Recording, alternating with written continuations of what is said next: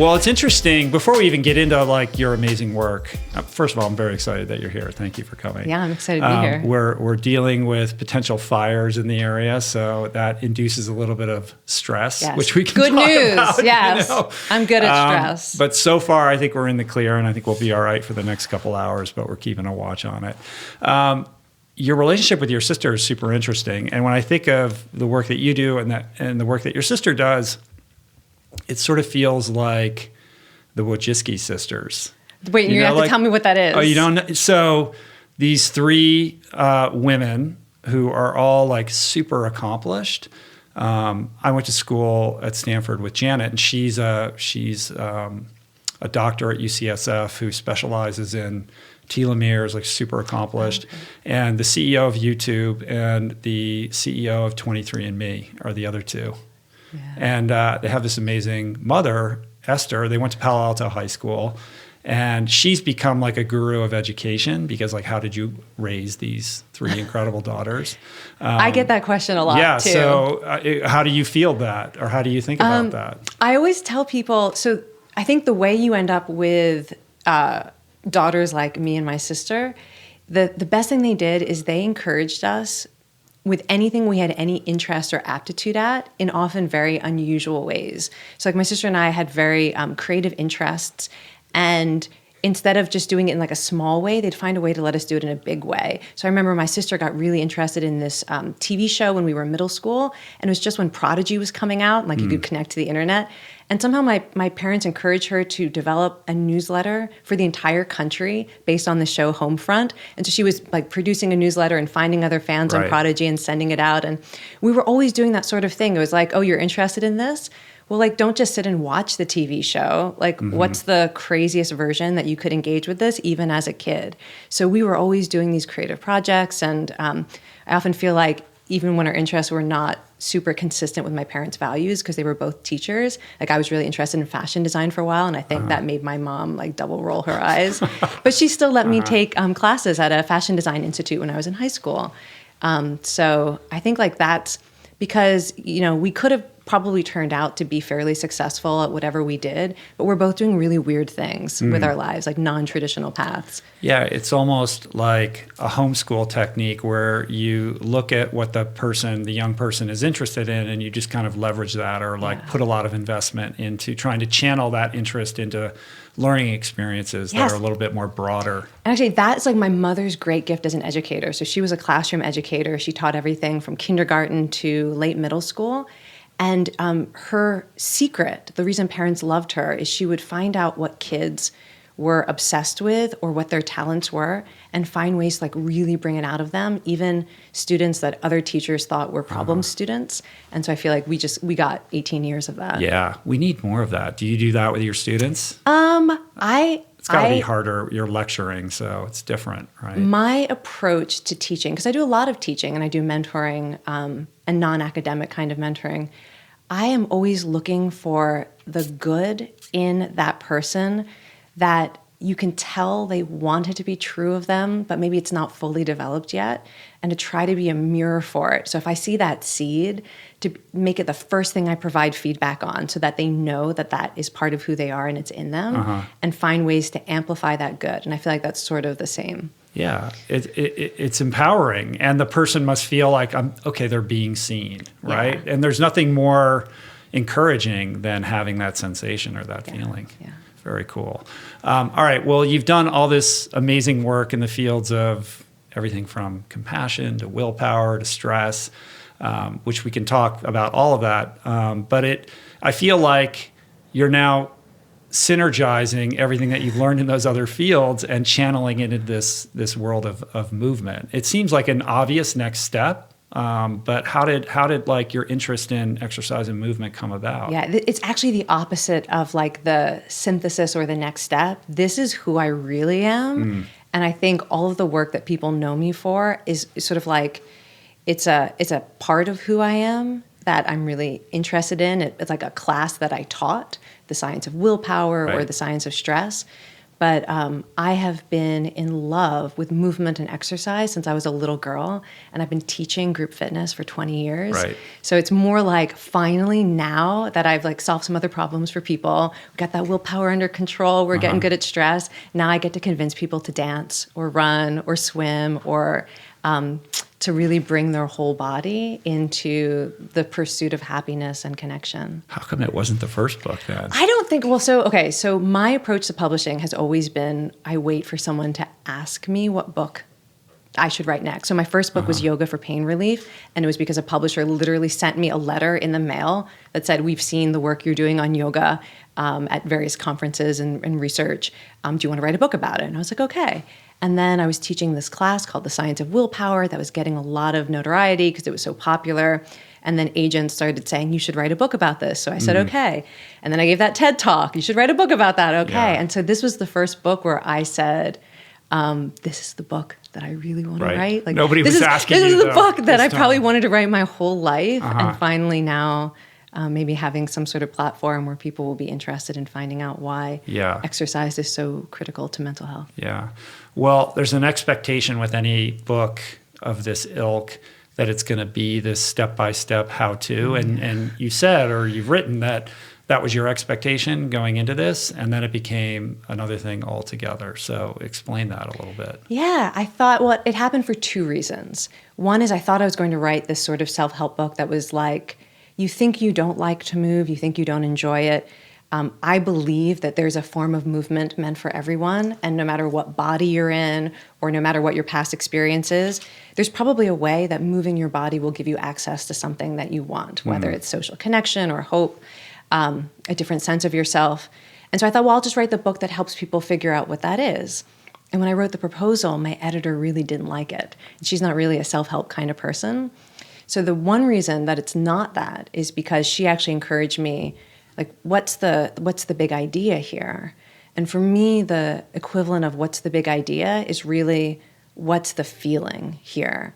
And so I feel like she gave me permission to think not just, here's how to make your workout more meaningful and enjoyable, but to really think about, like, what is the feeling that I have when I marvel about how the body is so is almost designed to help us find happiness and meaning through movement. What's that feeling, that sense of wonder and awe, and what does it tell us about being human? And when I had permission to think in that way, I feel like it opened me up to a different type of story as well from, and I feel like that was the other piece of how it turned out not to be necessarily a step-by-step self-help book is when I started talking to people about movement, one of the things I realized is when you talk to people who have found meaning in movement, that they become this version of themselves when they're telling you their story that is this amazing mixture of both incredible vulnerability and strength. That somehow they both emerge and you can see like this full human in this tremendous glory and beauty. And I felt like I need to do that justice. When people were telling me their stories and like they were crying and I was crying, I was like, I don't think this is going to be some sort of cheesy self-help book. That I needed to write a book that somehow honored the versions of themselves they were sharing with me when we were talking about how does, rowing change your life. Yeah. No, I get it. I mean, you're speaking my language. Like, you don't have to tell me. Like, I don't, it's funny because when I read the book, I'm thinking, I'm not really the audience for this because I'm already sold. Like, you're selling me a package of goods that I bought a long time ago. But I learned a lot about a lot of stuff that I didn't know about. And I think what you're uniquely qualified to do is take these ideas, which can very quickly, descend into the world of woo-woo. Like if I was going to write this book, it would be crazy woo-woo. But you can take this. What's the woo-woo version? Well, I mean, first of all, thank you for quoting me in the book. I hope that was okay. It was a woo-woo-y quote.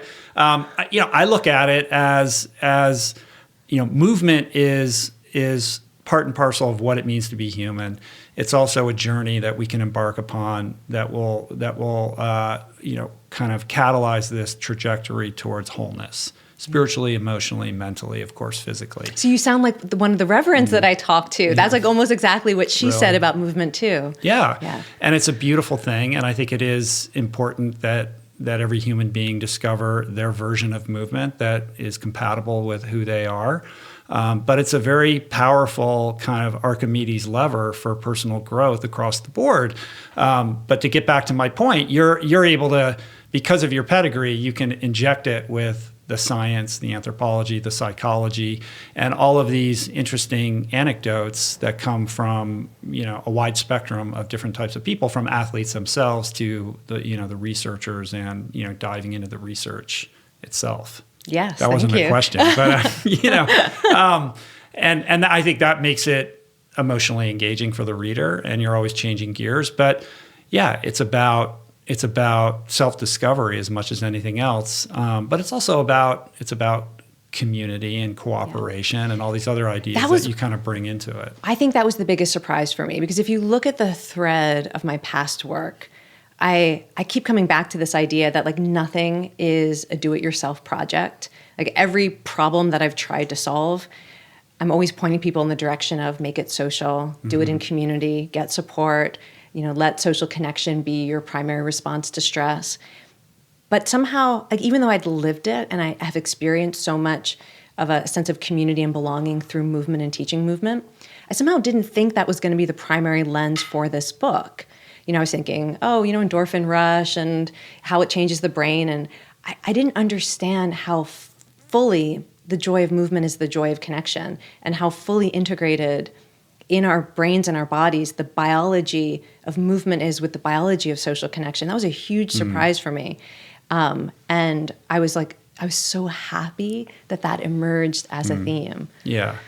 How do you square that with the kind of experience that like that's certainly true, but there's also that you talk about, like, I forget what you call it, like green exercise or green, where you're connecting with nature. Like a big part of, just speaking from my own experience, like a big part of this for me is time spent alone, like out in nature. And I actually don't do very much training with other people. Like I find that stressful sometimes. I have to be at this certain place with these people and it's organized. And like, I just want to go out the door and like, it's my quiet time and it's my, it's an active meditation. I decompress, I breathe the air, I pay attention to my breath and things like that aren't really, that don't really line up with the cooperation and kind of group participation aspect of it. So in that chapter, one of the things I wrote about that really intrigued me is this idea that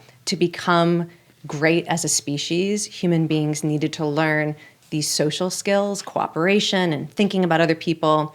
And we have this sort of default state that allows us to constantly be thinking about ourselves in relationship with other people.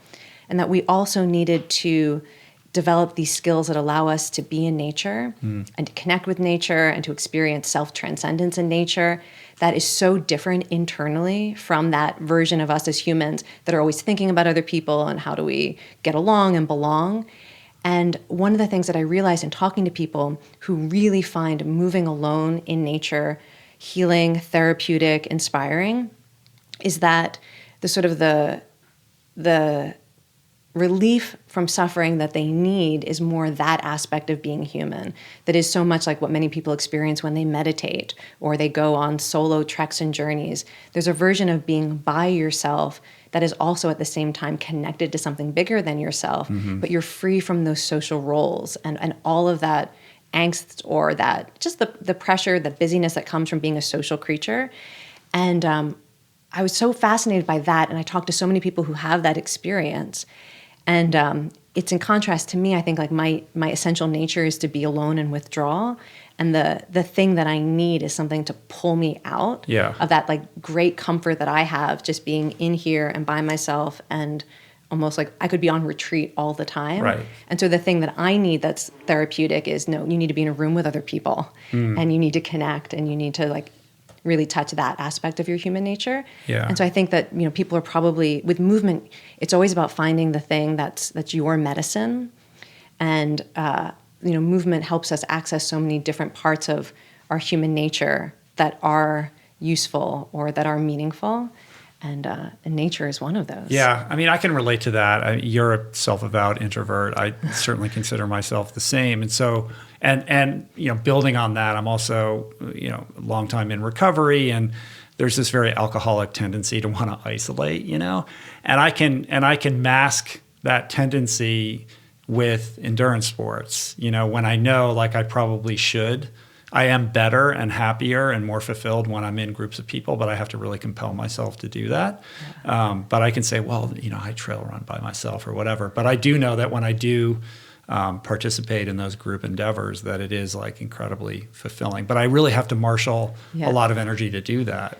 And thinking of, your career, you're with students all the time, you're teaching all the time, and you're teaching these group classes. I would imagine that you would also, the counterpoint to that would be that you would need some solace that involves some kind of movement. Yeah, and I do move on my own. I mean, there's a lot of things that I do that are, just sort of my own personal practice. Teaching academic classes is very different energetically for me than teaching movement classes. I get more energy from teaching movement classes, whereas I find giving talks or teaching academic classes definitely draining. I often feel like I've been run over by a bus. There's a sense of the energy flow is much more from me outward, and really just working hard to try to create an experience of value for others. When I'm teaching like a dance class, I don't know, the music gives me so much energy, and to see other people moving and it feels more like I'm co-creating an experience.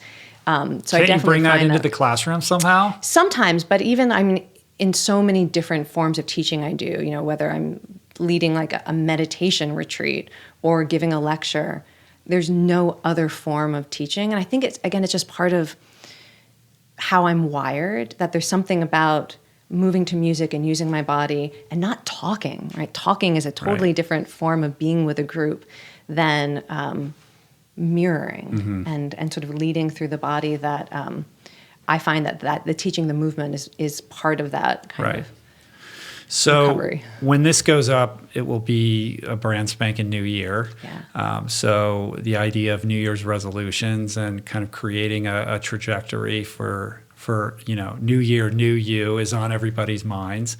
And I am a fan. I know some people are very cynical. Yeah. But I'm like, why not? It's the beginning of a new year. Well, let's unpack that a little bit, because I think it also brings in the work that you've done in these other areas, right? Like people are thinking about willpower. Do I have the willpower to, set this goal and actually follow through this time, even though the past 5 years I keep failing? And, perhaps somebody's, resolution is to reduce the stress in their lives. Like, how do we think about New Year's resolutions in a healthy way and create a strategy that's actually effective rather than self-defeating, 2 or 3 weeks in when we abandon hope? So I'm a big fan of doing some serious reflection, like not just picking a behavior like drink more water because you saw it somewhere as like a healthy habit. And I often will encourage people to ask themselves some set of questions like, if you were to project yourself to next New Year's Day, a year from now, and you were going to look back and be really grateful that you made one change, what can you imagine you could do in the next year that future you is going to be so grateful? Like it's going to have improved your vitality, your health, your relationships, moved you forward in some way that is consistent with the vision you have for your life? Maybe that question. Or, is there a kind of suffering in your life right now that you're just ready to be free from? And what might that look like? Or is there, for movement, I would particularly ask people, is there a type of joy that you are seeking in your life right now? Forget if you even think it's connected to movement, but something like social connection or hope or mastery, progress, adventure, playfulness, creativity. Like, is there some kind of joy that you're missing that you just know if you had more of it in your life, that would be a great change? To ask that sort of question. And then when you have that kind of vision of what you want, then to get concrete and say, can I think of some choice or behavior that feels like it's really consistent with that, even if I'm not entirely sure, what it's going to look like a year from now. But I think that the New Year's resolve, I often will choose a word for myself. That's like how I want to approach the year or what I want more of in that year.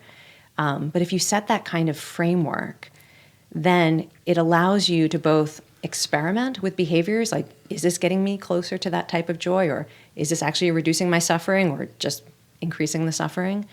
and to change your approach as you go through the year while you keep Yeah, I mean, essentially what you're saying is getting clarity on what your why is, right? You talk about like the big why, like what is the why behind this, rather than the behavior that you're trying to modify, like what's behind that. Like, because how do you know what the behavior is Right. if you don't know what your want is? And in Right. the willpower instinct, I talk about it as want power. That this is actually a strength many people need to develop, the ability to know what matters most to you, the roles, the relationships, the values. Yes. What are your values? What are your values?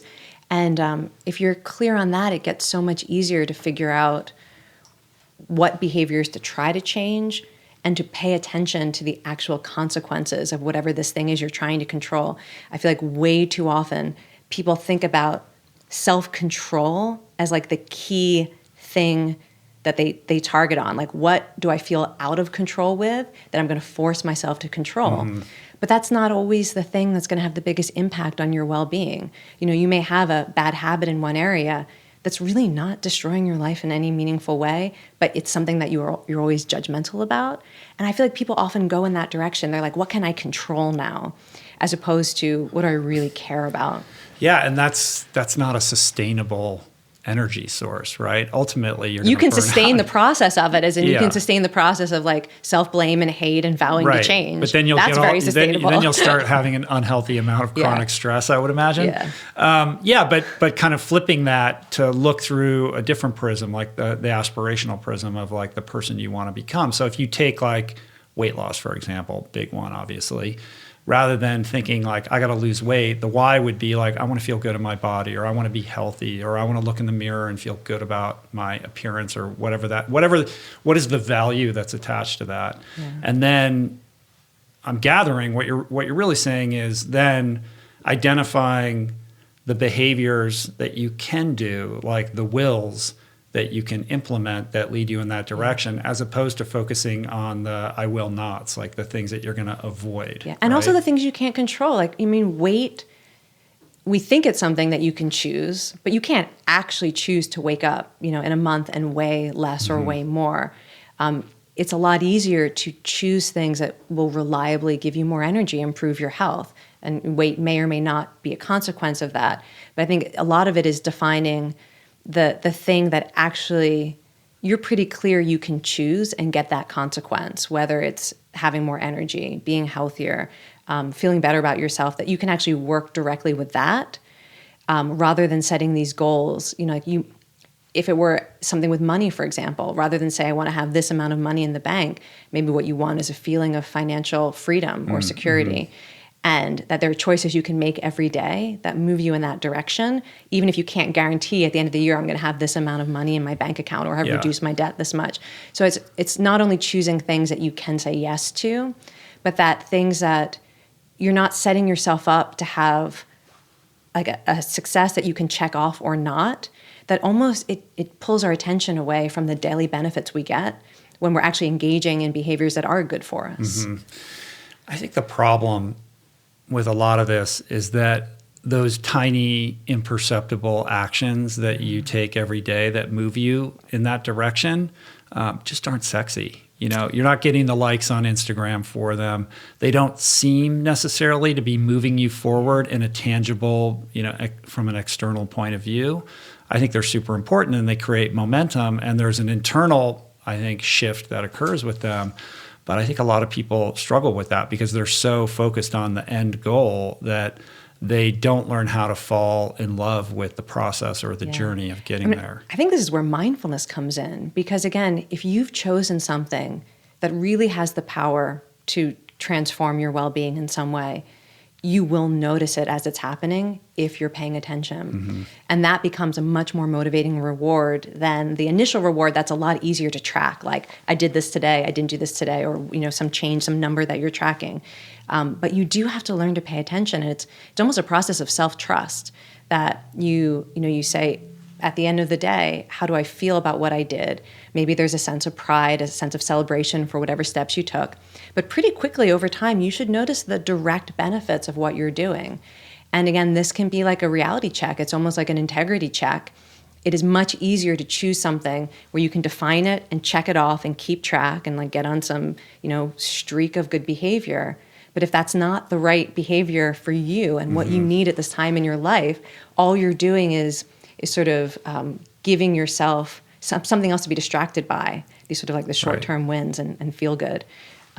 So, mindfulness is a big part of that, because like I feel like a lot of my behaviors changed for the better when I got very serious about yoga practice, because it became so much easier to notice the effects of my choices in everyday life. I started to find it really hard to do things that were inconsistent with my values, like to be dishonest or to eat food that made me feel hungover afterward. I just couldn't do it because it was so clear. I could just see the consequence as it was unfolding. And I think a lot of that has to do with the quality of attention you train in practices like yoga or meditation. Yeah, I think that level of self-awareness is super important. And I feel like a common mistake that a lot of people make is they want to skip that part and they want to go right to the goal. And I see a lot of people who I'm not convinced are setting the right goal for themselves. They're doing it because they feel like that's what they should be doing, but there isn't enough introspection into whether that really aligns with the values, that they aspire to, embody in their lives. And short of mindfulness practices or yoga or movement, as you talk about in the book, these are all vehicles for unlocking that, or deepening that level of self-connection. I think you're a ping pong ball. You're reacting to your environment or to social expectations of what you think you are supposed to be. Yeah, I know, it's a problem. So what are some of the common pitfalls that derail people when it comes to these New Year's resolutions that you're such a fan of? Yeah. Well, so one thing is choosing something that is something the idea that you have to finish resolutions you made in the past because they're unresolved. And so often I used to do a lot of press around willpower at New Year's, and almost every time I'd be interviewing, I'd say, "Oh, what's your New Year's resolution?" And they'd say something that was what they had failed at the last few years and they were going to try again. And I'd ask, "Okay, well, what benefit is this going to bring to your life?" And they'd be like, "Oh, I don't know." And then I'd be like, "Well, what would bring you more joy in your life?" And I still remember this one interview where she's like, "Oh, I wish I had time to play the piano again." And it's like she lit up and it was a whole different person. Like, why is that not your New Year's resolution? So that first pitfall, which we've talked about. Another pitfall is probably the relationship that you have with yourself as you're changing. We need to, if it's a really good change, and it's not something that's easy, like as soon as you decide you're going to do it, you do it. We know that the trajectory is going to include setbacks and obstacles and mistakes. And I think people have the sense that once you've made the vow, it should be done.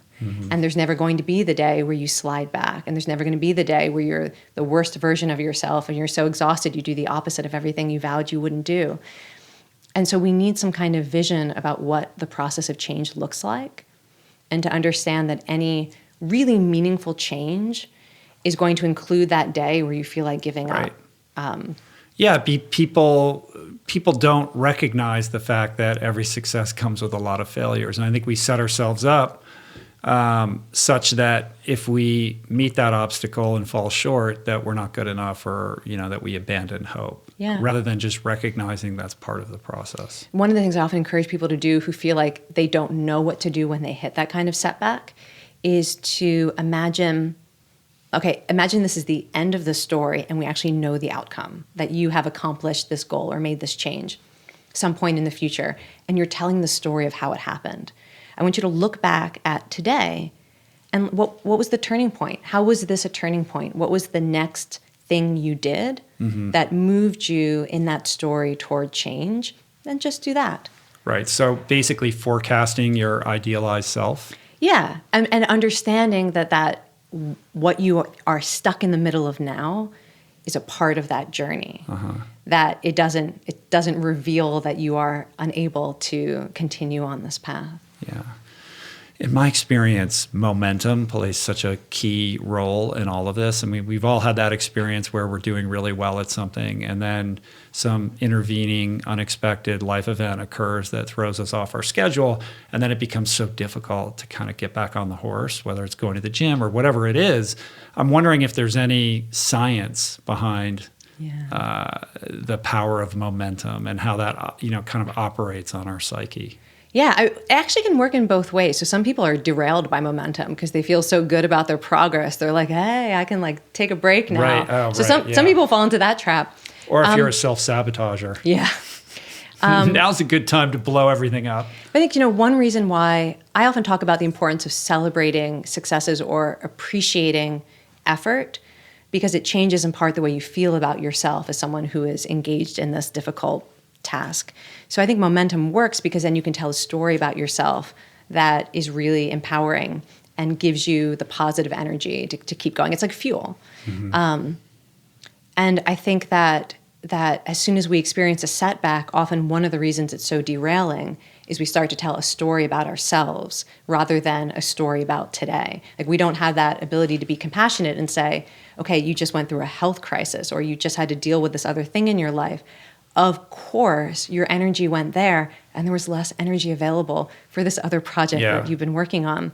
Instead, we start to tell a story about ourselves or our lives that feels fixed, like this is never going to happen or I'm not capable of this. It's sort of like when values compete for your attention and resources, right? Like it's not just that we have one value that we're aspiring to embody. There's multiple values, right? And sometimes they come into conflict. And that's okay. Like you can change your priorities moment to moment. And particularly when you do it with a sense of agency and autonomy. Like, you know what? I said I was going to be dedicated this year to improving my health. And then I had to step into this caregiver role. And right now I'm fulfilling that role and it's meaningful and it's stressful and it's difficult. And I've slid back a little bit on this other thing. Like, I think we should feel free to fully endorse that kind of shift and really honor any connection between what we're doing and what we care about. Yeah. I tend to beat myself up. Yeah. You're not alone. Well, a lot of people's New Year's resolutions pivot around movement, right? And that's what you're writing about in this new book. So let's talk about movement. I'm super interested in hearing your thoughts that you explore in this book about what's happening with us psychologically and biochemically when we move our bodies. Oh, let's start with the biochemical because some of this is so fascinating. Can I explain the hope molecule thing? Yeah. Trust me, I wrote that down. Like these whole these hormones, irisin, the myokines. Isn't it amazing? This is super interesting. Yeah. I know. When I came across this paper, I think it was maybe a 2016 paper, where the scientists talk about this research and they just sort of throw out the term hope molecules. And I remember circling it. I think I said to my husband, oh my gosh, you're not going to believe this term. It encapsulates so much about why movement is amazing. And I feel like nobody else is using this term. It was just in this one paper. I'm not even sure the scientists have used it again, but let me explain what it is. So this is the idea that our muscles are like an endocrine organ, and that when you contract your muscles in any type of movement, they are secreting chemicals into your bloodstream that are really good for every system of your body. I mean, they're great for your heart health and your immune function, and some of them can kill cancer cells, all the stuff we know exercise is good for. But that a big part of these proteins and chemicals that are being released by your muscles, which are called myokines, they have profound effects on the brain. So you go for a walk or a run or you lift weights and your muscles contract and they secrete these proteins into your bloodstream. They travel to your brain, they cross the blood-brain barrier, and in your brain, they can act as an antidepressant like irisin can. They can make your brain more resilient to stress. They increase motivation. They help you learn from experience. And the only way you get these chemicals is by using your muscles. It's like this is part of how we become our best selves is we have to use our muscles. And then the scientists called them hope molecules because in this one study, they found that exercise could protect rodents from experiencing depression and post-traumatic stress disorder if you severely traumatize them. So this idea that these molecules are giving you hope even in very difficult times. So it's not innately human. That's right. It's not innately human. It is in other mammals. Yeah. So I don't know how many species this has been studied in. It's like in this field, you tend to go from mice and rats to humans. Yeah. There's not a lot in the middle. But it should be pointed out that rodents are very social species, and that's one of the reasons why they can be really great models for human behavior because they look a lot like us in some of the very basic social and psychological ways. So extrapolating on that idea, what do you make of that? What does that mean? Well, first of all, at a very practical level, it means when I go for a walk or I exercise, I will literally say to myself, you are giving yourself an intravenous dose of hope. Yeah. I think this is how we should frame movement, that it's something you can choose to do to really powerfully influence your mental health and your resilience. And every time you move, you're doing that. I think to know that, to look at your own muscles and be able to say, thank you, legs. You're tired now. That was hard work. But legs, you are a pharmacy of antidepressants and resilience and hope. Then sort of thinking in a more philosophical way.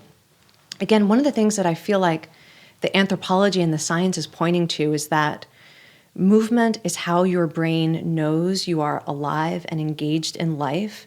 And when you move on a regular basis, your brain basically says, I guess we have to be the best version of ourselves because we're in this thing called life.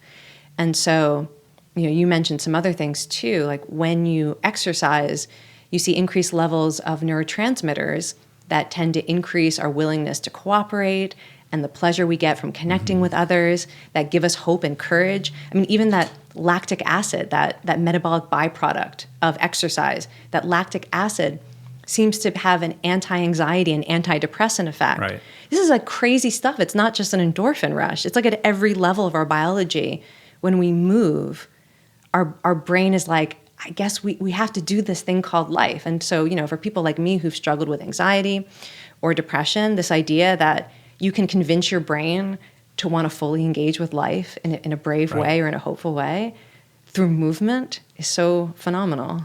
How does that measure up against what we think about anecdotally as the runner's high? Yeah. Which is kind of how you open the book. I opened it. It was funny because I'm not a runner. But my husband is a runner, and my twin sister she's a serious runner. You did a triathlon, though, didn't you? Me? Yeah. No. Oh, you said you were, in the book, you said you and your husband were thinking about doing a triathlon. No, my husband. Just him. Okay. I was thinking about saying, yes, go for it. The only thing I've ever participated in was a dance marathon. Okay. So I'm not a runner. And so part of my interest in exploring the science was to really understand why people I love this thing that's not my movement. And so I started to dig into that, what is the runner's high? And I came across this research that in part the runner's high is fueled by endocannabinoids, not only endorphins. And that endocannabinoids as a neurotransmitter system is really about reducing anxiety and making us sort of more bold and more courageous, as well as more social, and that we get more of that warm glow from any kind of social interaction. And the anthropologists who think about the runner's high, there's this idea that the reason we have the runner's high is so that, back hundreds of thousands of years ago, that we could sustain hunting and gathering. But that also hunting and gathering was part of being a social species and being a tribe. And so that this sort of runner's high not only allowed early humans to go out and do the hard work of gathering food, but maybe was even helping them be the version of themselves that wouldn't be like, I caught this big animal, it's mine, good luck to the rest of you, I hope you don't starve. That the runner's high was actually making it easier to be a cooperative species. That's super interesting. It is. And then, one thing I didn't put in the book, because I am not sure the research is fully there, but a lot of people I talk to think oxytocin is also part of this. And so the research just is not as robust right now. But oxytocin, as a neurohormone that helps us bond with others, and also that makes us remember events more positively than maybe they were when they actually transpired. Some researchers think this is why people will run ultramarathons more than once, is that there's so much oxytocin release that somehow at a distance, it seems better than maybe it actually was at the worst moments of that race. It's coloring your memory. But anyways, so oxytocin, endorphins, endocannabinoids, that the biochemistry of a runner's high is priming us to not only feel good while you're moving, which is, I think, how we often think about it, like it's a gimmick to trick you into exercising, but that what it might actually be is your brain being like, okay, now we have to be this version of ourselves who can persist and can cooperate with others. And that changes who we are after a workout. Yeah. We can be a different version of ourselves. Well, we have this soup of all these, feel-good chemicals swirling around in our bodies as a result of this kind of movement, which brings up something that I have to field all the time, which is this idea that because I'm a recovering alcoholic, that I've channeled all my addictive tendencies into endurance exercise. And this is just an extension of, Rich Roll, the addict. And I'm pursuing this runner's high in a very unhealthy way. And that's why you see so many people in recovery in the endurance and ultra endurance communities, that they're just basically perpetuating this unhealthy behavior pattern. Yeah. So, you can tell from my book, that's not my take on it. But I know, what's and you your write about this.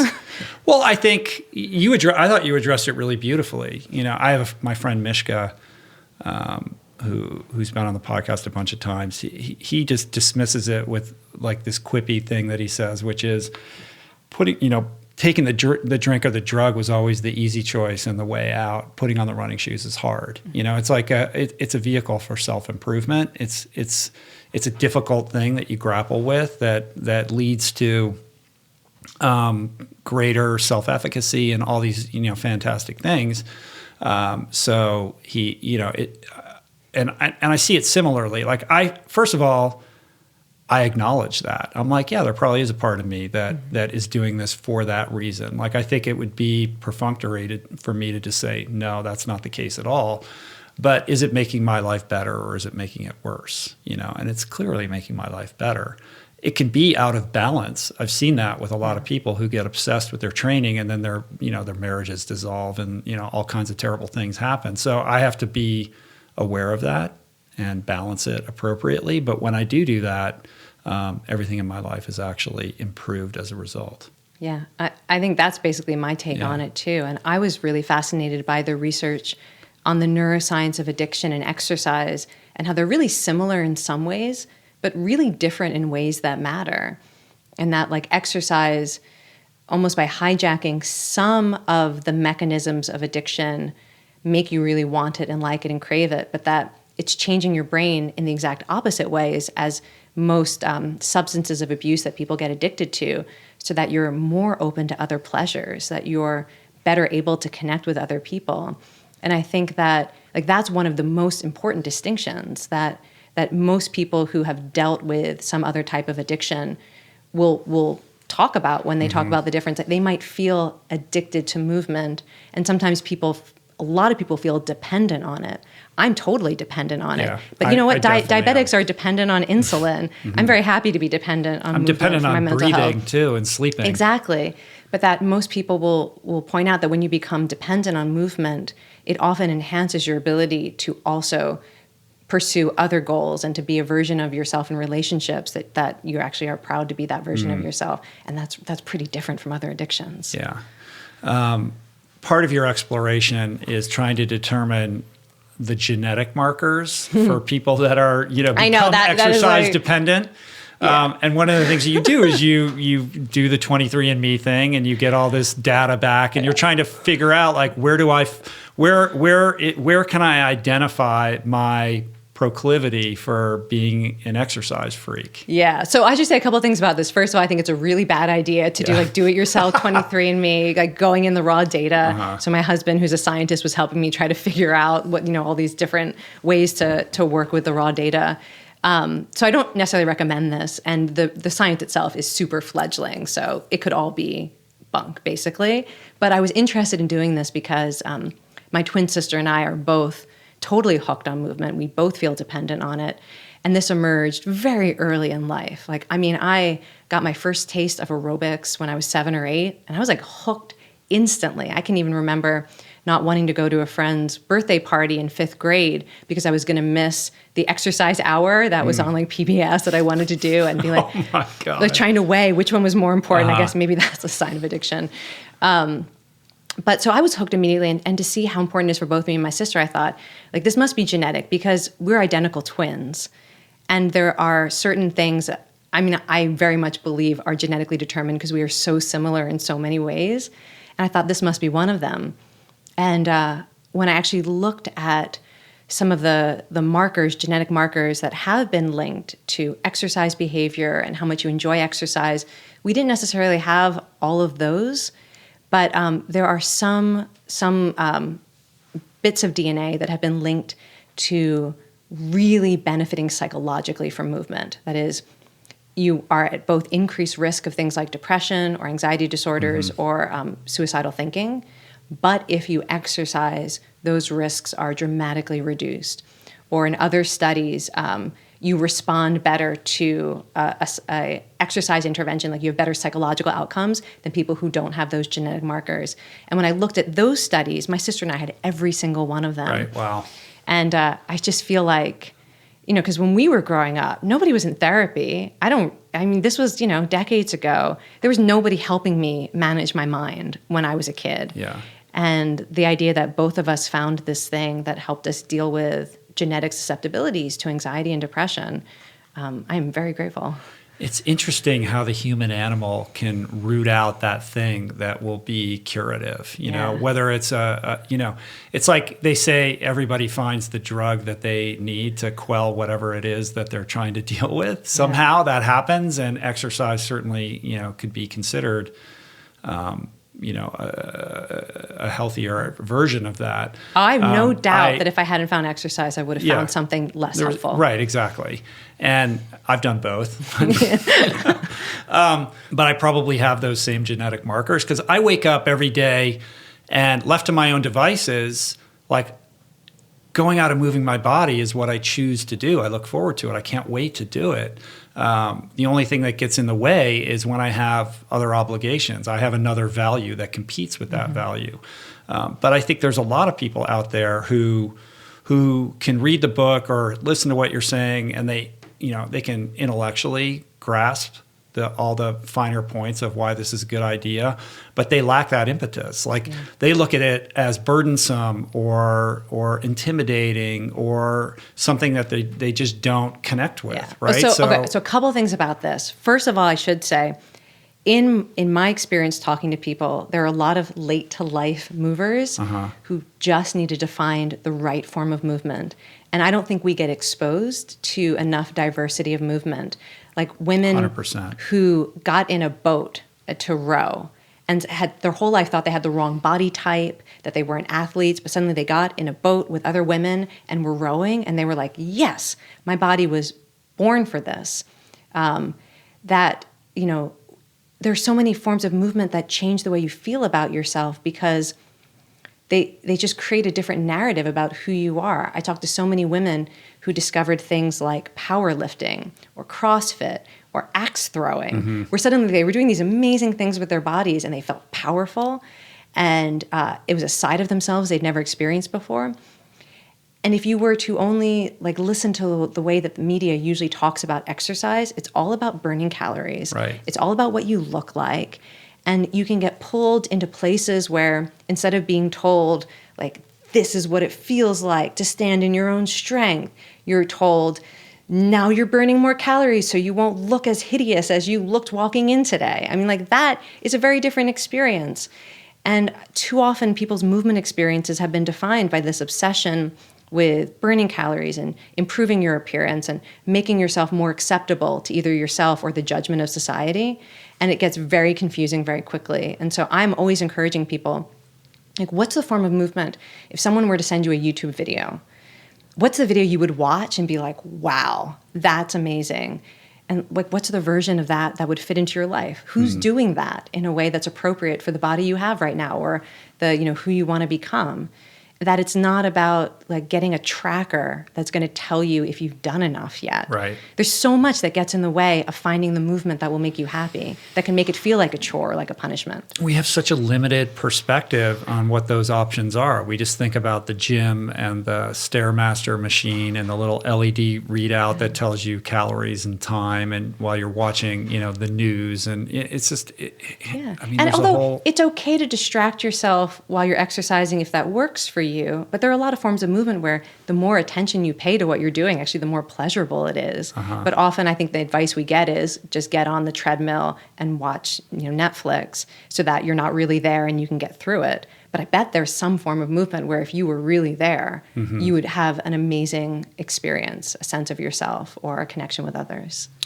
What does the science and research tell us about intensity? Like, do we have to suffer and, just kill ourselves, or okay, well, let's not use either of those terms. What do we have to do to avail ourselves of these benefits? Like how much, how often, how intense? So there are two ways to think about this. One is minimum dose so that we're not scaring people off. And then also acknowledging that many of the benefits are probably enhanced by greater intensity. So if you're looking to simply feel better, to have a mental health benefit, to have a mood boost, an energy boost, or even physical health benefits, there is almost no minimum of what you need to do and how non-intense it needs to be. There's something in the literature called the feel better effect, which is if you are sedentary, you have not moved in a while, and you do a couple of minutes of any type of movement, you will feel better, you'll have more energy, you'll be more hopeful. If that's all you ever did and you did it a couple times a day, that would be so much better than doing nothing. We talked about myokines. As long as you're contracting your muscles, you are producing a healthier set of myokines than if you never move. So if anyone is thinking the barrier is, I don't want to do something insanely intense, so I'm going to do nothing instead, we should take that off the table. At the same time, many of the joys of movement are enhanced by intensity. So for example, there's something called collective joy, which is this feeling of transcendence and connection to others, a kind of euphoria that we feel when we move in synchrony with other people, particularly if we're moving to music. And the research shows that the higher your heart rate gets when you're doing that, the more intense the euphoria and the stronger the social bonds. Research also suggests that more intense movement, more endurance is going to produce extremely high levels of myokines that are probably very protective for your mental health and your brain. When it comes to your sense of self, if you do something you never thought you could do, and in order to get there, you had to have really tough workouts, and you had to try to lift something heavy and fail 20 times before you succeeded. That's a certain type of intensity. How you're going to feel the day that you finally do it is probably going to be more powerful than if you set a very small goal for yourself that you could succeed at the first time you try. So there's so many different ways that intensity, I think, amplifies the joys of mastery and connection and mental health. But people shouldn't think of that as, like you said, suffering and killing yourself. It's more like, I always tell people, what's the most intense form of movement you can do and still take joy and meaning in it? And again, if it's the right form of movement for you, probably part of the workout, you'll be like, oh my gosh, this is so uncomfortable. Why did I say I wanted to do this? And then 2 minutes later, you're going to be like, I feel amazing. Right. I mean, joy can take different forms. I mean, it's like, if you want to change your life, sign up for an ultra marathon. You will meet yourself in a way you never have before, and there will be a tremendous amount of suffering. But there is a joyous aspect to that because it's a journey of self-discovery that you really can't replicate in any other way in your life. And we're so afraid of that level of discomfort. But I think those are ultra great training teachers. Is its own thing. Yeah, I mean, it's not, you have I was so delighted that you basically have an entire chapter on the world of ultra endurance. That chapter took the longest for me to write. I was revising that a year after the manuscript was submitted, because it's so different from my own core forms of movement are yoga and dance. And it just, I knew it was very different than the ultra world. And I had to keep talking to people and watching videos of events and reading memoirs to feel like I could actually understand it in a way that was deeper than my initial impressions of it. And I learned so much about that sport and that world. And I found it very moving to try to pay attention to that world in a way that really goes against, many people who aren't ultra athletes probably had the same initial response I had, oh my God, why do you need to practice suffering? I'm already suffering enough. I don't really need to do it in that form. Yes. No, go ahead. I don't want to interrupt you. But it was the thing that made the biggest shift for me was when I started watching videos and I saw on people's faces sort of who they were when they were struggling. And it was so beautiful to watch people confront their desire to finish with their body's reluctance. Right.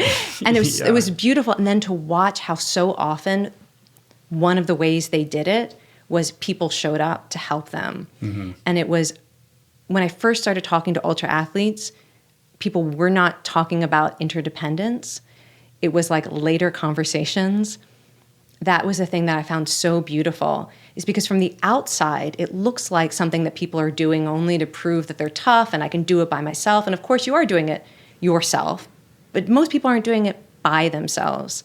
And that was so beautiful when I realized, okay, this is like the most beautiful display of human inner strength and interdependence at the same time. Yeah, I mean, that's a very astute observation, because it is a very individualistic pursuit on paper. It's also this beautiful soul journey. You know, there's a soulful aspect to the ultra endurance community that's really beautiful and I think unique, because people, they're not getting into it because there's prize money and they're going to become a professional and make money. Like there's something that is calling them towards this because there's something inside themselves that needs reconciliation, or there's some answer that they're trying to find for themselves. And in that way, it's almost like an ascetic spiritual practice, right? Like flogging yourself or something. Or like the marathon way. monks. Yeah, exactly, which you talk about in the book as well, where you know, by virtue of tackling this challenge and seeing it through, you will have some form of transcendent experience and will be changed as a result. But as you point out, it is a very collective experience, and there is a level of cooperation that you don't see in other, you know, quote unquote individual sports. The athletes, you know, all want to do their best, and there is a competitive aspect to it, of course, but everybody's helping each other. And, you know, a lot of people don't realize that most of these races, you have to bring your own crew, and you're very dependent and reliant upon these people in order to finish. And the crews will also help other athletes when they're in need, and the athletes will help each other when they're in need. Like when I did Ultraman, I broke my pedal. I got a brand new pedal from a crew member of a competing like this goes on all the time, you know, and that I think just makes it this beautiful kind of collective celebration where a group of people have gotten together and created this social contract that they're going to do this really hard thing together, and they're going to be mutually supportive in the doing of it. Yeah, and Sienna, I believe that that's one of the things that real stress can bring out in us as humans. That was one of the core ideas in my previous work. And so that was, when I saw that was playing out in the ultra world, that I was, you know, that was wonderful to see. But I also believe like that's part of who we are, and it brings it out of us because that's part of our human nature. Yeah. And it's that perfect kind of stressful situation where people really have resources. And when you're in a very stressful situation and you know there's something you can do, that's sort of what humans do. We rise up and we lift one another up. Yeah, and there's nothing more elevating than realizing that you have more potential and capacity than you originally realized. That's incredibly empowering. And on the idea of your previous work and stress, you know, the core idea is basically, please correct me if I'm wrong, that you know, look, stress is bad, but it's our relationship with stress that's most critical in how it impacts us. And when we think about stress in a healthier way, it doesn't have the deleterious impact that it would have otherwise. And, you know, movement, sports, ultra endurance, whatever, we're inviting a certain level of stress into our lives to challenge ourselves. And as a result of grappling with that, we create, you know, what Susan David would call emotional resilience, right? So, you know, like, how does your thoughts on stress and your work in that field kind of intersect with her ideas on similar terrain? Yeah, well, I think one of the things that she points out too is the importance of welcoming and embracing often the emotions that we think we don't want. And stress is just part of that. One of those. You know, I really think about, the way that I think about stress is it's what arises in your mind and in your body when something that you care about is at stake. And it also, it can push every button in our human nature. So stress can bring out the worst in us and it can bring out the best in us. And that's true for everybody because we have all of these different competing instincts. And so, what I'm encouraging people to do is think, how do I build a stress response repertoire that's really consistent with my values and the stress in my life so that the instincts that get triggered by stress aren't to become aggressive and hostile if that's not appropriate, or my default might be to become paralyzed and withdraw. Very human instincts. But what happens when we acknowledge that stress can also activate the instinct to ask for help, can activate the instinct to make meaning out of things that feel out of our control or meaningless, that it can activate the instinct to learn and grow, to rise to the challenge. And it's about coming to terms with the reality so that you can make a more conscious choice about how you engage with that reality. There's a real sense of, I think, like practicality and being strategic. And too often, I think, when we talk about stress, we're looking for a way to change our inner experience because we're afraid of the inner experience, or we have been told that the inner experience is always toxic. So if you're having a stressful state, it must be killing your brain cells and destroying your immune system and giving you a heart attack. And so we look for the thing that will change the inner experience the fastest, rather than think, well, maybe I'm feeling stressed because I care, and maybe it would be good for my happiness and my health to engage with what I care about, rather than look for the quickest way to shut off this signal. Have any of your thoughts on stress or willpower changed as a result of this deep dive into movement? Or do they just confirm or affirm what you've always been talking about? Some of my thinking has changed over the years. I'm trying to think if writing this book led to any changes. I think the thing that, so the fundamental paradox that all of my work tries to grapple with is that human beings have nature for good and for bad, and for helping and destruction. Like I think that's fundamentally true, and the science is always pointing in that direction. And so my work has always been, okay, so you need to get to know the destructive impulses in order to strengthen the positive impulses. And I feel like this was the first book I wrote where by far what I was being confronted with was the good in human nature. And all my past work, I feel like there was at least sort of an even balance, the destructive nature and the pro-social and positive nature. And that, to me, it gave me a lot of hope. I feel like I needed it at that time. I felt like everywhere I looked, I was seeing the good in human nature. And that movement somehow allows us to access that.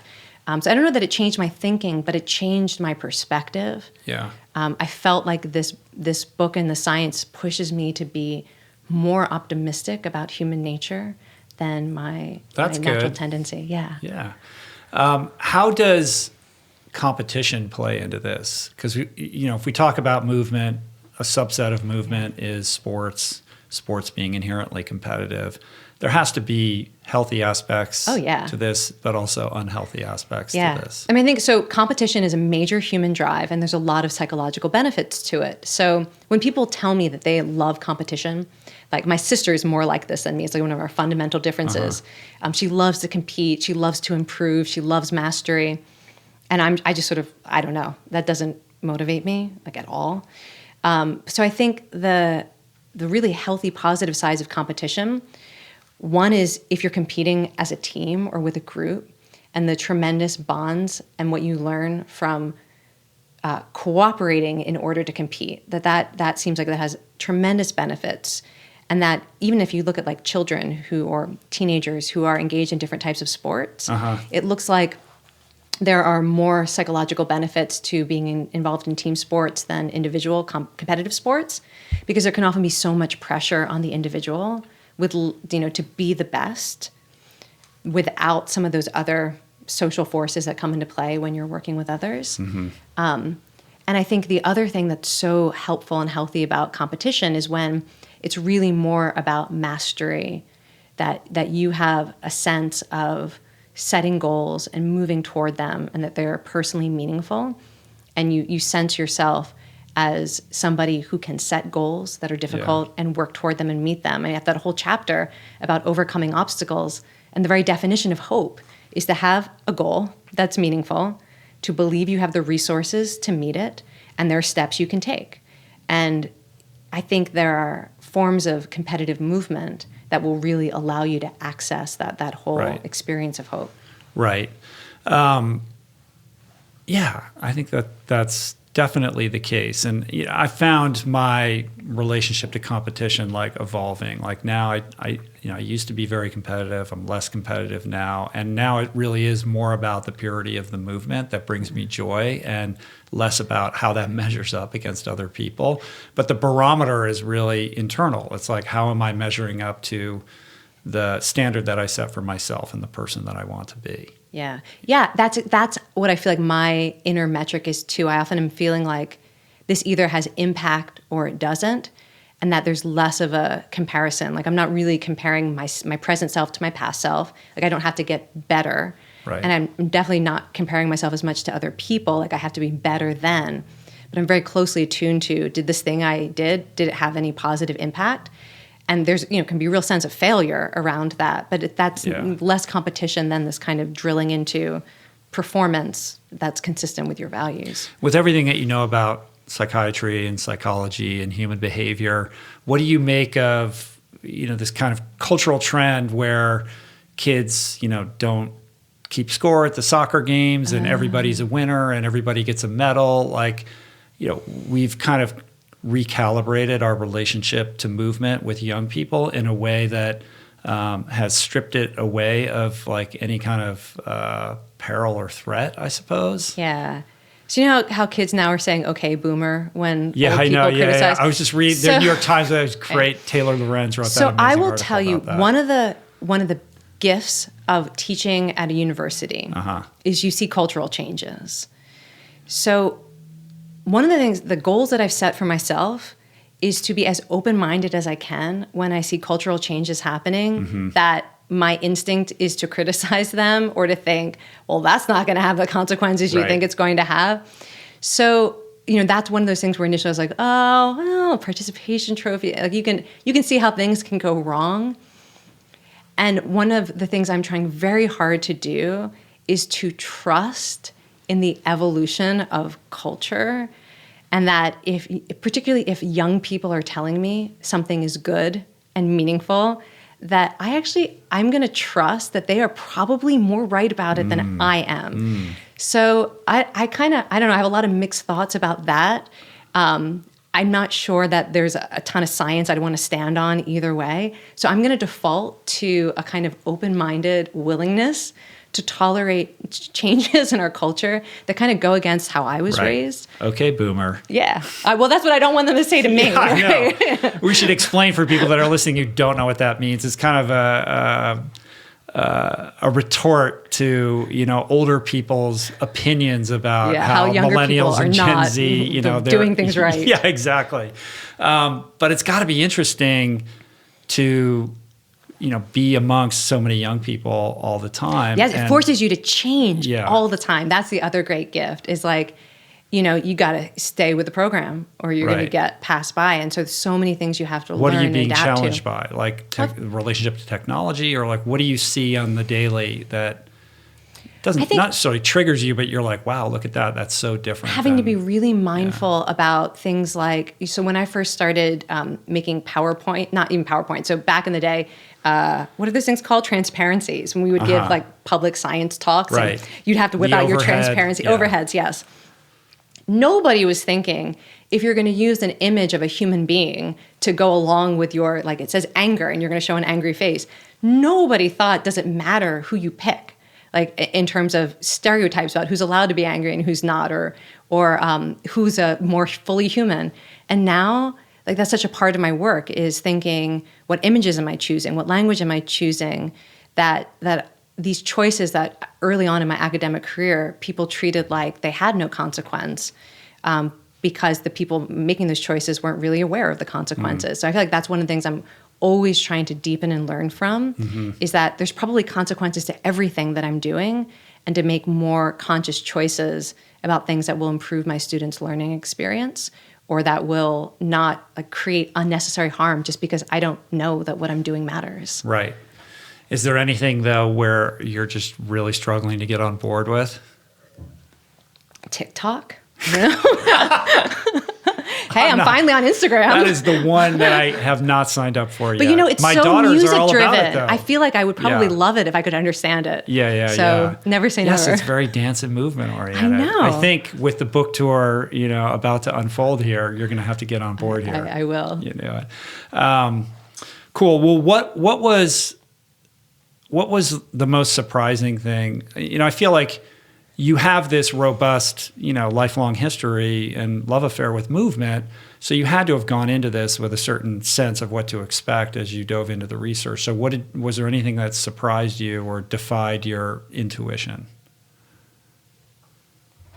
I was surprised by how easy it was to find people who had never been given permission to talk about why they loved movement, and how happy it made people to be able to say, I love my sneakers, or swimming is so important to me, that I kind of thought like I was a freak for loving movement as much as I did. And then I've never had such a positive response to anything I've ever asked the public or on social media or friends and family. Give people a chance and they will tell you these amazing stories. So maybe that, I don't know if that's the most interesting answer, but that's the most honest answer. Like when I ask people about, there's this idea called the pleasure gloss, where when you do something that's really enjoyable, you start to associate all of the sensations of that experience. They become insanely pleasurable, even if at first they didn't mean anything to you, like smells and sounds. And when I asked people, do you have a pleasure gloss? Like, is that a real thing? And people were like, oh my gosh, I love the smell of my yoga mat, or, oh, the sound of my pedals, putting my cycling shoe, right, clicking it into the pedal, is like a dopamine rush, like nothing else. And when I asked people, is there a movement you've done that was meaningful to you, that like you never thought you could do it? Do you have like a movement story? I was flooded with stories, like the woman who learned how to swim when she was close to 50 and she passed her swim test, or the woman the first time that she could do a real push-up, and there's the person who learned how to hula hoop in a non-dominant direction, and this was like a milestone moment in her life. I was shocked by how many people I knew personally, and I didn't know any of their movement stories, and that it was like that people had them. It's cool.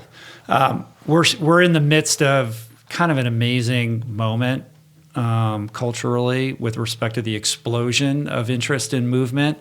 It wasn't that long ago that jogging was seen as a weird thing, and now there's bazillion people run marathons every year, and that's not enough. So the ultra endurance community is blowing up, and we have these Tough Mudders and the Spartan races and all these very unique challenges that are compelling us to go out, venture outside the cubicle and test ourselves in a very tactile way.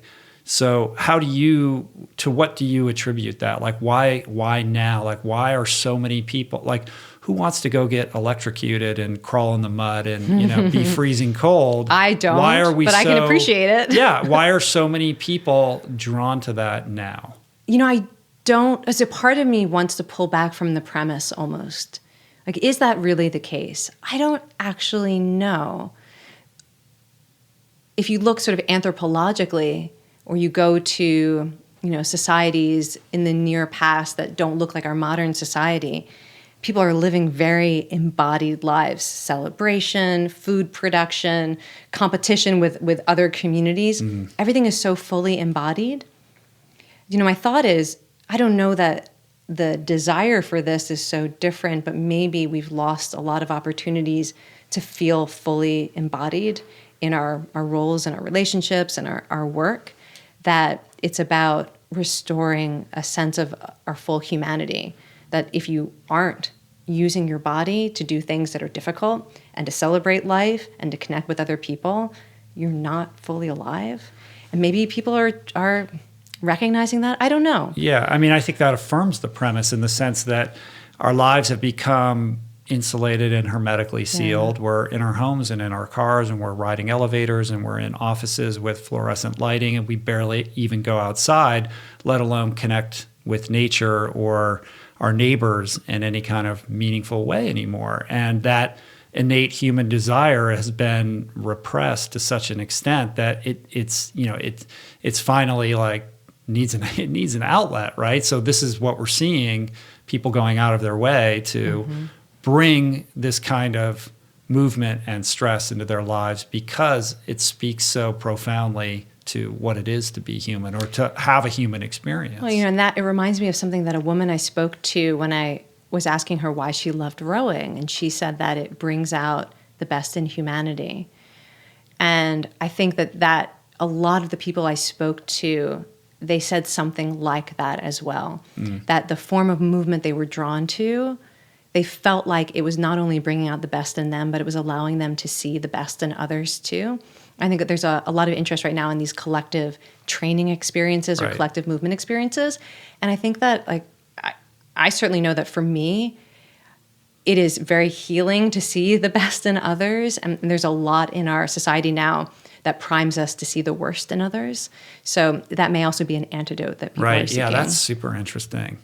Because media is all funneled towards trying to, basically create these chasms between us. Yeah. And even if you were to watch like feel-good media, it's different when you see like the feel-good news clip while you're scrolling through whatever social media versus like being in an actual room with people where you can smell them. Like there's something about the co-present embodied experience that's different than the little psychological uplift you might get from. Yeah. I mean, if I do yoga in my house, that's a very different experience than going to a yoga class where even if we're not necessarily talking to each other, there is this consensual activity that we're all engaging in together. And there's something that creates like a unity or a congealing effect with the group that you can't really put your finger on or articulate what that is, but it's very real. It's very real. Or even if I'm running with a group of people that I don't know, like there is truth to that for sure. And I'm wondering, you talk a little bit about this in the book, whether like this cooperative kind of byproduct of movement or the community building that it engenders, if that works in a visual reality setting as well, because we've got Peloton and we have these kind of virtual communities around movement. Did you that love are springing up. Jogobot? I thought Jogobot, that the drone that follows you while you run. I thought that was hysterical. What was so hysterical was that people loved it. They were like, yes, I want a drone that watches the target on my chest and runs with me. It's so weird. I mean, we're so Things quick are getting really weird to want connection. Yeah, so I don't know. I have tried. I mean, your sister must have thoughts on this. Oh, yeah. I think she would say probably no also. I mean, even so for people who don't know, she has designed a number of games and alternate reality experiences. And one of the strengths of most of her games and interactive experiences is they take place in the real world and they force you to interact with other people, including the people in your life. So my guess is that she would not be like totally in love with technology that allows you to simulate social connection rather than experience it. Right. But what about like Peloton is a great example. Yeah. Like it's simulated, but it's also real. It's just displaced in terms of. I think so. I've had so many people ask me about Peloton. I think they have a great model, and that it's probably primarily not for people who like the medicine they need is the group experience. And a lot of what they're doing is based on music and how it feels to do something hard and to be witnessed in a certain way that doesn't have to be like a close focus. You're having a collective experience in which there's a sense that it's almost like a mirror, like you see yourself as having done something really hard, and the soundtrack helps and the teacher helps and the fact that it's often a live shared experience helps. But I think that particular medicine is more about how you feel about yourself than how you feel about other people. And again, with finding the joy of movement, it's about finding the medicine you need rather than thinking you have to do it all and like get everything. Well, music is a big deal. Like I learned a lot. You have like almost an entire chapter devoted to the impact of music and movement. Yes, an entire chapter. I could have written a whole book. Yes.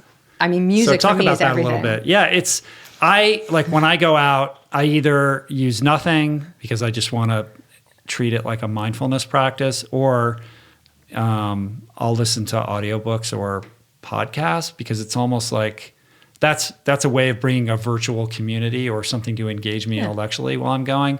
And I'll only use music for like the end or whatever, but I can't listen to music like for extended periods of time. Like I need bursts of it when I'm feeling like my motivation is waning or I want to finish strong or something like that. That's funny. That's exactly what, when I talk to someone who leads work songs in a farming community, that was exactly what he said, that you use music when you really need it.